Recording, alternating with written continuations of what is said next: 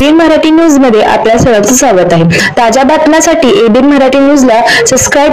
महिलेच्या छेडछाड प्रकरणी अटकपूर्व जामीन मंजूर। सोलापूर जिल्हा व सत्र न्यायालय येथील जिल्हा सत्र न्यायाधीश मे केंद्रे यांनी महिलेच्या छेडछाड प्रकरणी 80 वर्ष वृद्ध व तरुणास 20,000 रुपयांचा जात मुचलक्यावर 23 जानेवारी 2025 रोजी अटकपूर्व जामीन मंजूर केले।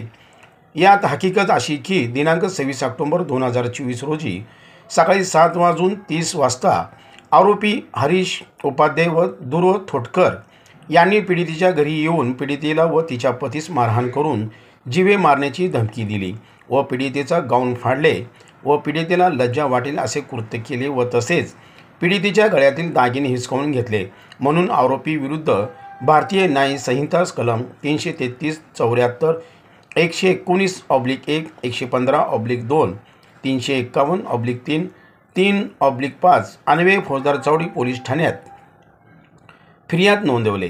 आरोपी मार्फत जिल्हा व सत्र न्यायालय येथे अटकपूर्व जामिनाचा अर्ज दाखल केला। यात आरोपीतर्फे असे युक्तिवाद करण्यात आले की आरोपी व पीडितेच्या पतीसोबत आर्थिक व्यवहार झालेले असून सदर व्यवहारातील रक्कम बुडवण्याकरिता आरोपी विरुद्ध खोटी फिर्याद नोंदवले।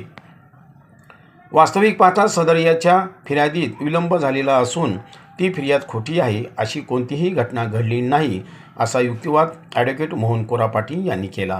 सदरचा युक्तिवाद ग्राह्य धरून जिल्हा व सत्र न्यायाधीश मे केंद्रे यांनी आरोपींना 20,000च्या जात मुचलक्यावर अटकपूर्व जामीन मंजूर केले। या कामी ॲडव्होकेट अनिल वासम, ॲडव्होकेट चैतन्य केंगार, ॲडव्होकेट स्नेहा पसनूर, ॲडव्होकेट श्याम आडम यांनी काम पाहिले।